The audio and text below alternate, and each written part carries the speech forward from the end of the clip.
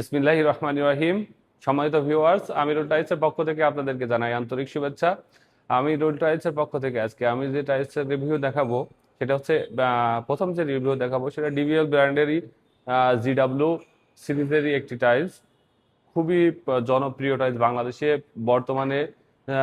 Glaze nano polish টাইলসের stone body যে টাইলসগুলো এসছে মার্কেটে, সবচেয়ে সাড়া জাগানো কোম্পানি হচ্ছে ডিবিএল সিরামিক্স। অনেকগুলো কোম্পানি এই আপনার স্টোন বডি পলিশ টাইলস তৈরি করেছে, কিন্তু স্টোন বডি ন্যানো পলিশ এবং সবচেয়ে আকর্ষণীয় এবং কোয়ালিটি সম্পন্ন টাইলস শুধুমাত্র ডিবিএল উৎপাদন করতে সক্ষম হয়েছে। আমি প্রথম যে টাইলসটা আপনাদেরকে দেখাবো সেটা হচ্ছে জিডাব্লিউ 5 সিরিজের টাইলসটা। এই টাইলসের বিশেষত হচ্ছে এটা অ্যাশ কালারের ভিতরে অনেকেই অ্যাশ কালারটা খুবই পছন্দ করেন। এই জন্য এই টাইলসটা এত বেশি পপুলার হয়েছে। এবং অ্যাশের ভিতরে যে কম্বিনেশনটা দিয়েছে, মার্বেল শেডের কম্বিনেশন, মার্বেলের যে ডিজাইন প্যাটার্ন এবং মার্বেলের প্যাটার্নের ভিতরে হালকা স্ট্রাইপ দেওয়া হয়েছে।